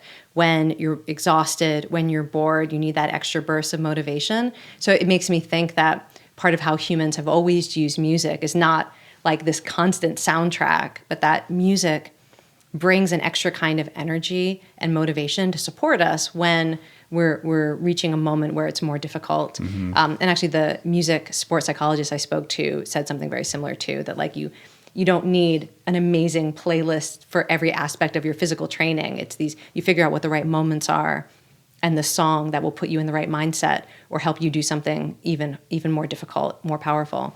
But so the way I think about music is, that's actually not how I think about music. Because so human beings, our brains seem to be wired to hear music as an invitation to move. That's almost everybody. So when you hear music, particularly music with a strong beat that you like, it activates the whole motor loop of the brain. It primes you to move. And when you move to music, you get this little bit of an endorphin rush and a dopamine rush that feels good. And what I've observed in myself is that there's this other side part of it, which is where the lyrics and the key that the music is in, all these different qualities of music also make you feel a certain way. They bring out an emotion or an aspect of your identity. And for me, when those two merge, it's like nothing else. To get the endorphin rush of moving to the beat of music while the lyrics are making me feel a certain way about life and myself, there is like no greater high that I get from like anything that I've tried. And I think not everyone is as, like, talk about genetic tendencies. I mean, that's deep in me. That is like a defining part of my nature, is nothing lights me up like moving to music. And so that's like how I center all the classes that I teach. But for other people, it may just be that you have the normal human brain, which will experience music as ergogenic. It will help you work harder. It will reduce pain. It will help you connect with others, and you use it strategically. But there's this other aspect that really is it's a trip. Yeah. It's also very sense memory evocative, right? Like you can hear a song you haven't heard in a long time and it'll just spring to mind like something very vivid, I don't know I guess it's similar to like, I like the smell of my yoga mat. Like there's something that happens biochemically or neurologically that can root you in a past experience or trigger a memory that can empower you in a certain way. And there's certain songs that you just will go to time and time again for that purpose. Yeah, and I think that because we listen to music with our whole bodies, that those memories feel more embodied, that somehow we have access to it in a way that feels more visceral, as you said. Why is it, I don't know if you know anything about this, but why is it that the music that we tend to go back to time and time again throughout our lives is music that was imprinted on our brains like at a certain age? Like, I know that like REM will always be my favorite band. Doesn't matter, like is that from adolescence? Yeah, because when I was 16 or whatever, I discovered it and I fell in love with it, and I still will go back and listen to those albums time and time again, no matter what is happening in terms of music outside of that. I mean, there is research on this that because we tend to have more emotionally like peak experiences or intense experiences, and also we're busy trying to define ourselves. Young people tend to use music as a way of building identity. So what you listen to at that time, you're going to have more like rich emotions that get linked, or often young people regulate their emotions with music. So they're feeling, all that chaos, and they listen to a song. And so you're just building a different intensity of memory. And also because that's such a period of time where you're trying to figure out who you are, that music will remind you of both the intensity of that process and also how you feel about yourself and who you were. I will say that one of the things that I I don't really have to work hard at it, but I'm very committed to, is staying in love with popular music. It's like a gift to myself, so that I have now 42 years of musical memories that are distinct. And I feel like I'm going to try to stay with that as long as I can to keep building these musical memories so that you're just expanding your repertoire for nostalgia and sense of self and joy. And you stay current with it. Yeah, and I stay current. And, so I was saying to some other women who teach group fitness some of the women that I teach are on the young end in their 60s and then significantly older. And I was saying to these other women who are my age that right now their favorite song is a Lizzo track. And they didn't believe me. And I was like, of course, you just have to share it with them and give them an embodied experience of it. Who's not going to fall in love with Lizzo? So I always thought that I would always be hip to like whatever was happening in the music culture. And I have a 16-year-old daughter right now, and she's into like the most intense rap and hip hop, and I have such a hard time trying to connect with it. It's like super gnarly, and it confuses me that she's so into it because it kind of doesn't exactly measure up with her sensibility, but it's definitely doing something for her, and I want to be on board because I want to have that shared experience with her. But I found does she want to have it as a shared experience? I don't know if she cares, but she gets in the car and she doesn't ask like who's playing the music. She just turns it on and cranks it way up. And I'm like, whoa, my hair just blows back. Oh, you should just imagine, 20, 30 years from now, how that's going to be a cherished memory. Yeah. Like that song will come on and you'll have this embodied memory. I know, and I have that awareness. And I'm still like, I just have you tried moving to it? Maybe what you need to do is get down into the groove, and then you'll have a different experience. I'm gonna try. I'm gonna think about you next time we're having that experience. Well, no, it's a broadening your empathy. I mean, we didn't even talk at all about my work in compassion, but let's talk about it. We can, yeah. But I think that choosing to open yourself up to different forms of music is an act of broad empathy that probably does allow us to connect more broadly with other people. Yeah. I got to work on that a little bit, I think. And I think compassion, particularly self-compassion, is a big part of movement, right? Like movement is an act of self-compassion that actually broadens your aperture to be compassionate towards other human beings. Yeah, and vice versa. I mean, it's one big circle. So I'm not somebody who believes you have to love yourself before you can love others. I think you can love others and not love yourself. And that either way, if you strengthen sort of either side, it is possible to get to the other if you sort of make a conscious effort. And I think movement is great because it can allow you to do both. In the book, I talked about, communities where everyone has goals and they're cheering one another on and they're helping one another overcome obstacles. And then they also get cheered on and they get supported by others. I think that one of the ways movement helps with self-compassion is it's not a do-it-yourself project. It's not like you're alone, taking care of yourself by exercising.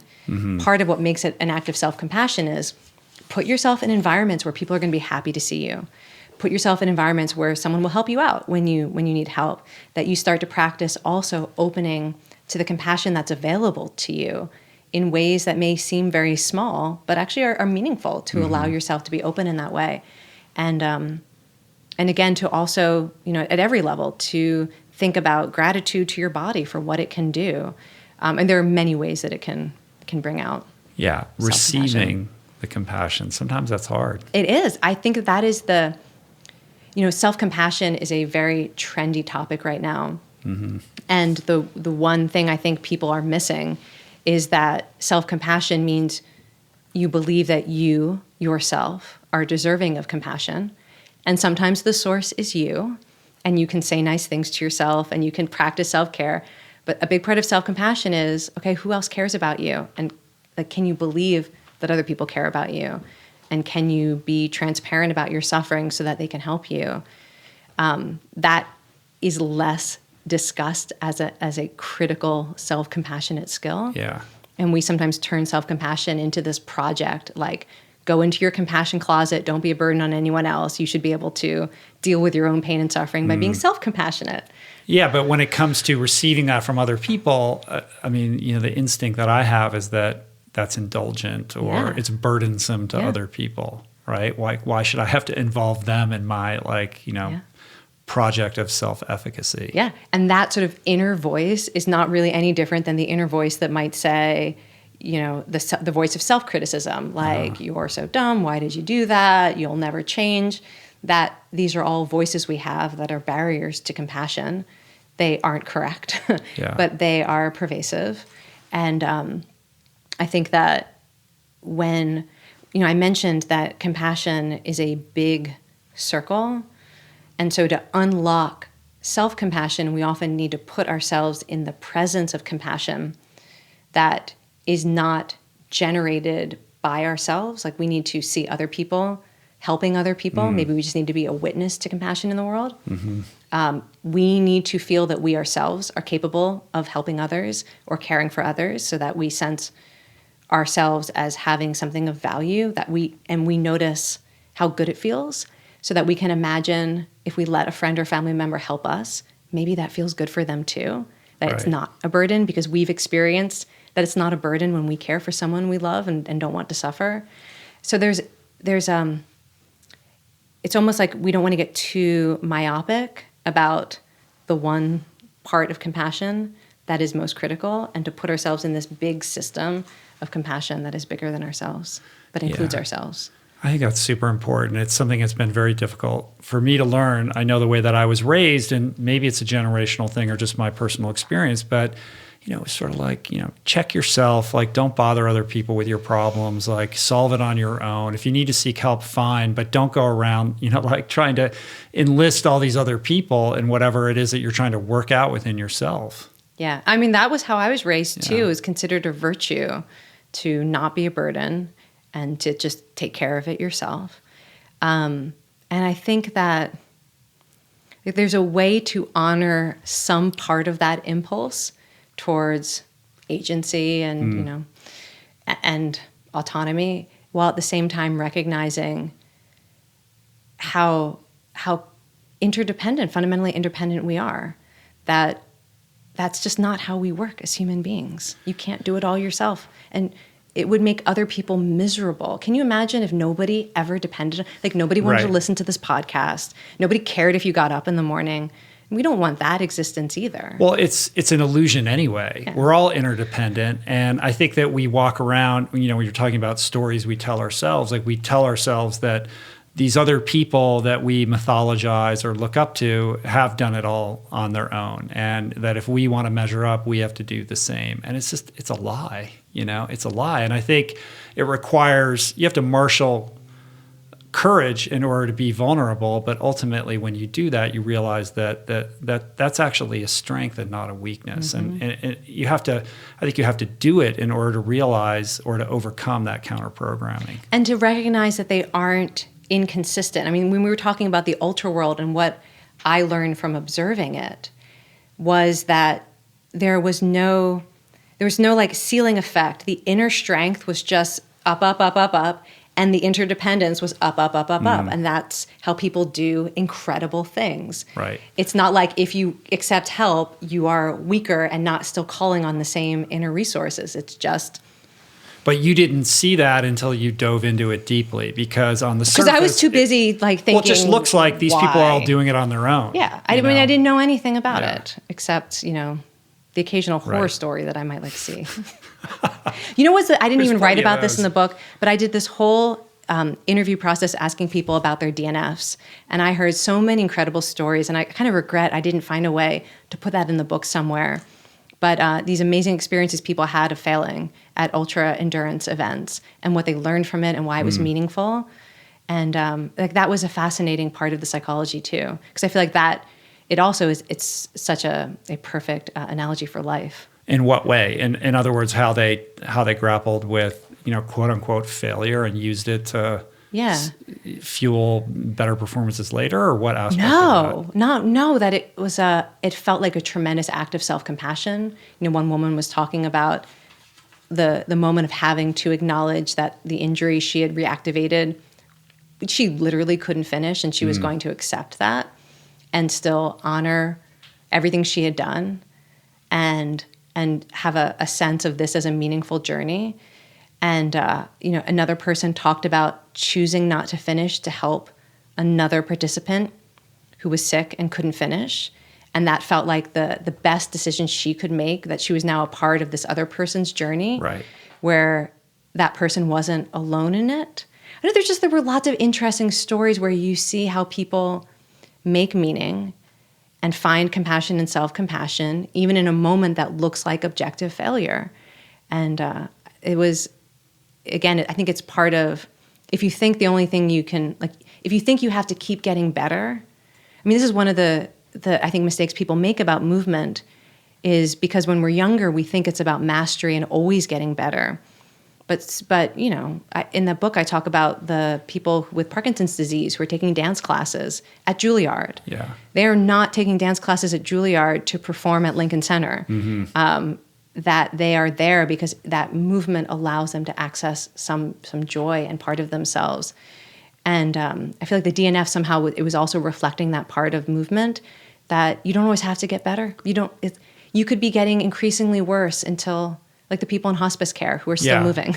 Well, how do you define victory and success? Like, we can define these more broadly. Like, it's a huge victory for somebody to sublimate their ego, stop on the trail and help another person. Like, that's a moment of beautiful self-discovery that certainly shouldn't be discounted. And you tell the story in the book of the Olympic track and field athlete who pulls the hamstring, and his dad, you know, his dad goes down there and helps him across the finish line.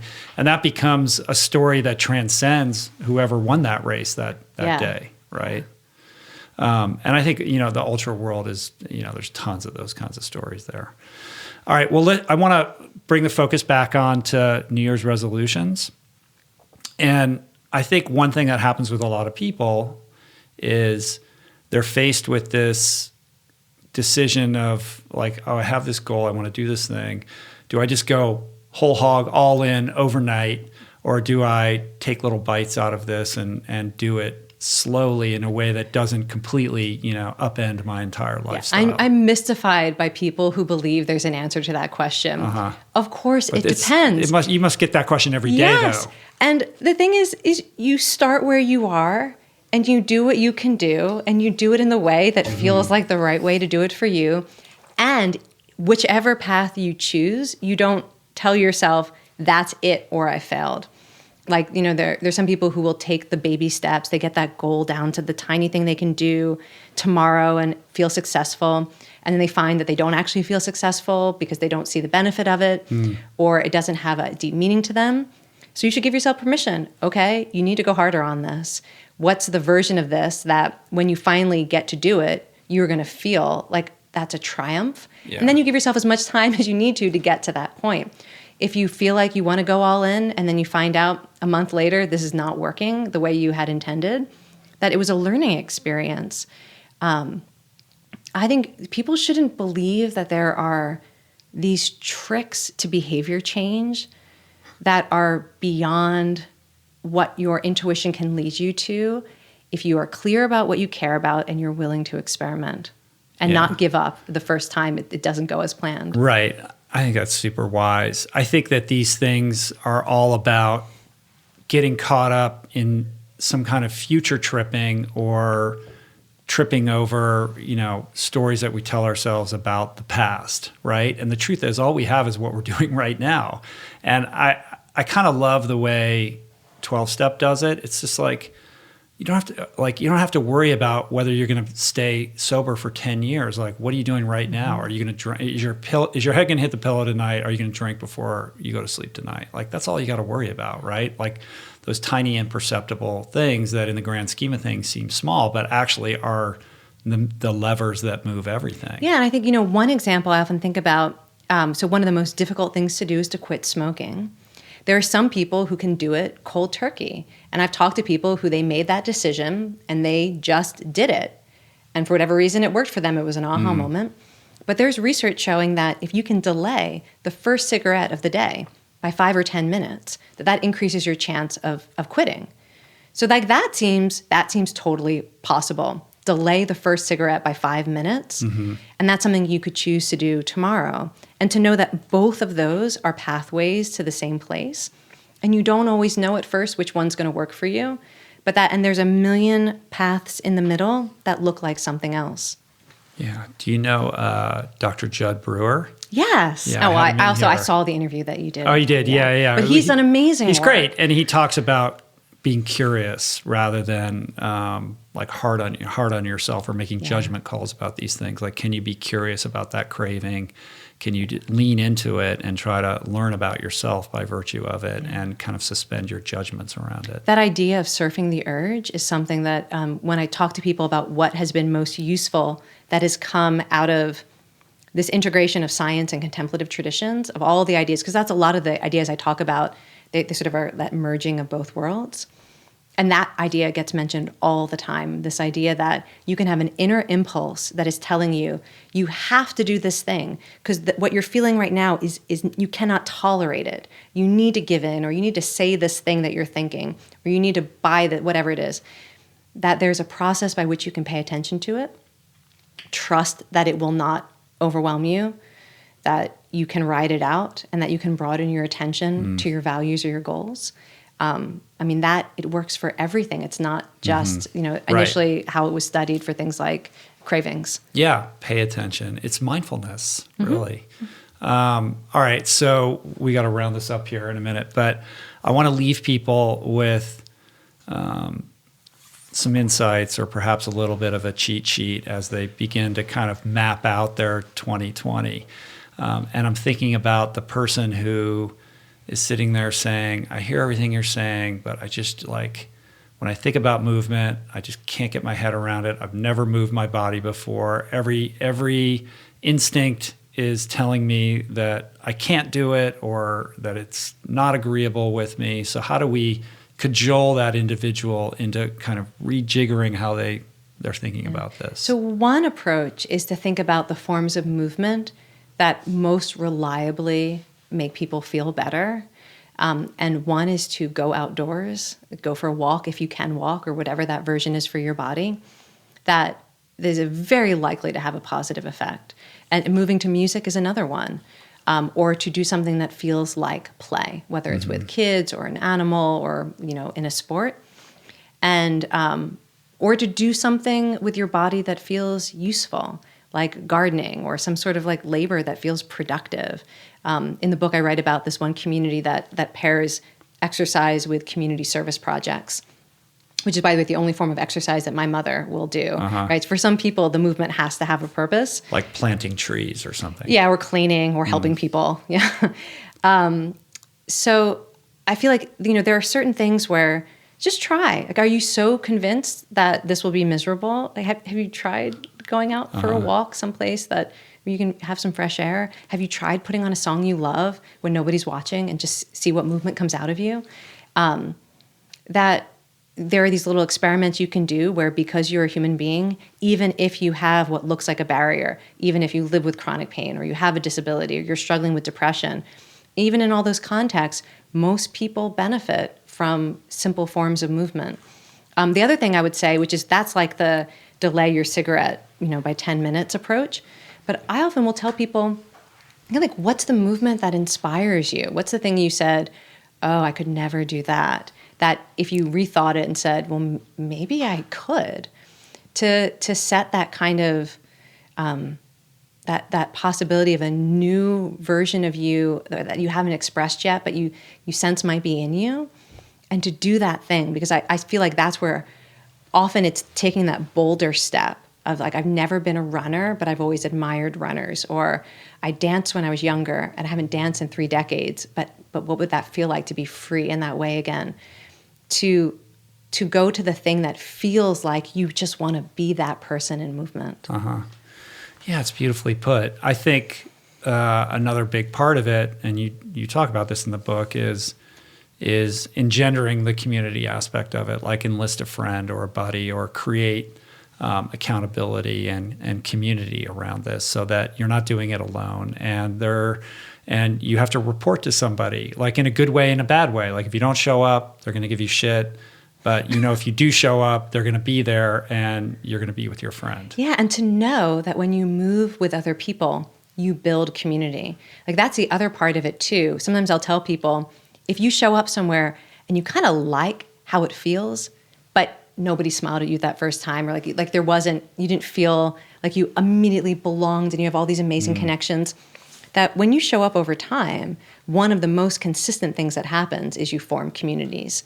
So if there's a place that you want to belong, where movement is available, if you're looking to build connections with particular individuals, to know that movement is one of the best ways to do that. And so you can keep showing up, and that you actually will develop a network of support around movement. Right. In the same way that your muscles change when you lift weights. It happens. So with this robust career and experience in human behavior, evidence-based human, science-backed, human behavior, what is the thing that keeps tripping you up? Like, what's the frontier for you that you're challenged by or that you're trying to work through? Well, so the thing that is not new, but the thing that is the most ingrained in me that I grapple with daily is I just have a nervous system and a temperament that is overwhelmed by life. Anxiety is my default state. And that has been true since I came out of the womb, apparently. So I feel like it's not a new frontier, but certainly the things that I've been drawn to are things that make me feel braver about life, that interfere with my instincts to withdraw and shut down. The other thing that I've been working with a lot lately, so a few years back, I was in this period of my life where I was living in both New York and Palo Alto, California. And when you live in two cities, you really don't live in any city. Right. And I felt the consequences of not having daily, neighborhood-driven community. And since now I'm located only in Palo Alto, the frontier that I've been working on is trying to just honor and rebuild those daily neighborhood-based connections that turned out to be much more important for my mental health than I realized. So that's the frontier. And then if I were going to try to give other people advice, we haven't talked about the one other passion in my life, which is animal rescue and adoption. And if other people are thinking about something to do and they don't want to exercise, please adopt something. I feel like I really want to write a book about the psychological and social benefits of having a relationship with animals. Oh, that's beautiful. You should write a book about that. Coming up next. I have to teach a course about it first. That's the problem. My books are all based on courses. I got to figure out how to... I don't know if the business school at Stanford is going to want you to teach that class, but who knows, right? Yeah. What are the classes that you're teaching right now? Right now, so the next class I'm going to teach at the business school is on communication. And it is for researchers who want to learn how to communicate their work, both to the public and also just in any kind of setting. Mm-hmm.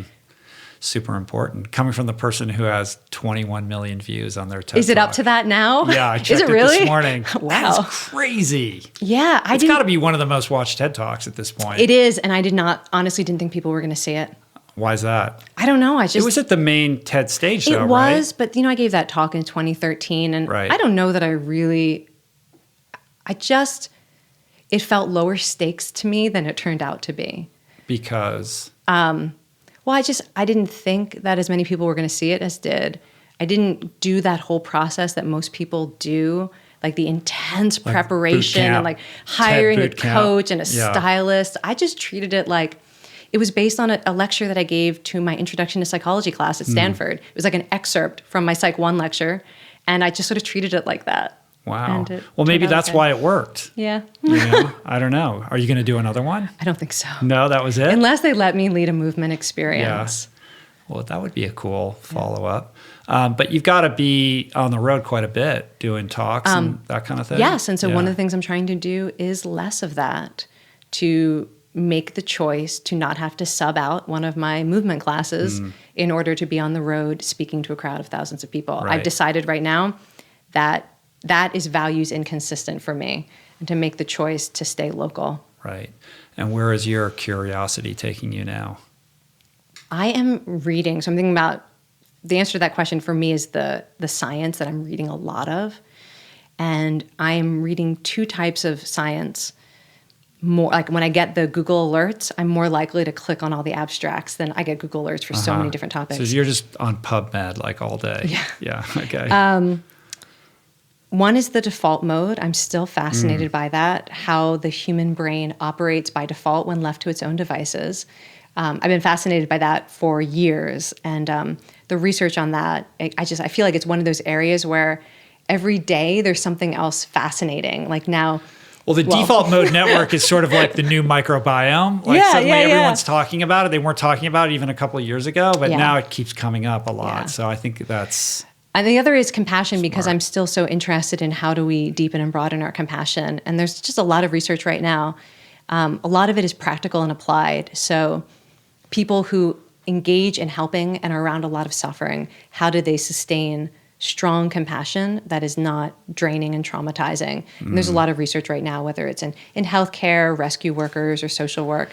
Well, it's a big deal in animal rescue. Oh, yes. Yeah, I mean, I've talked to Gene Bauer about this quite a bit. Like how you can't sustain that kind of work if you're overly emotionally attached to the results of it, because you can never rescue as many animals as need rescue, right? I know. So you just do what you can, but it takes some toll. The organization that I volunteered with the most, their motto is save them all, right? And so there's always that paradox. Like you have the ultimate aspiration. But that sets you up to I be, know. It's you know. right. It's a huge challenge. And so I feel like many people who are driven by compassion have that motto, even if they don't know it, that I'm here to save them all.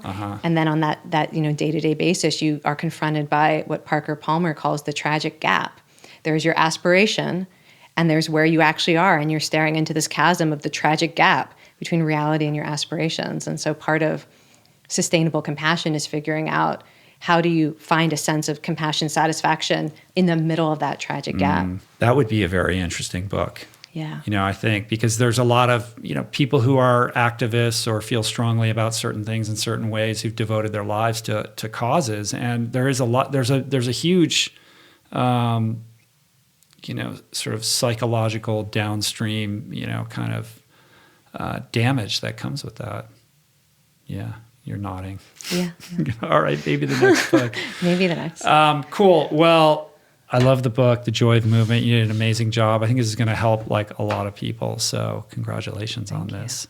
The full title is The Joy of Movement, How Exercise Helps Us Find Happiness, Hope, Connection, and Courage.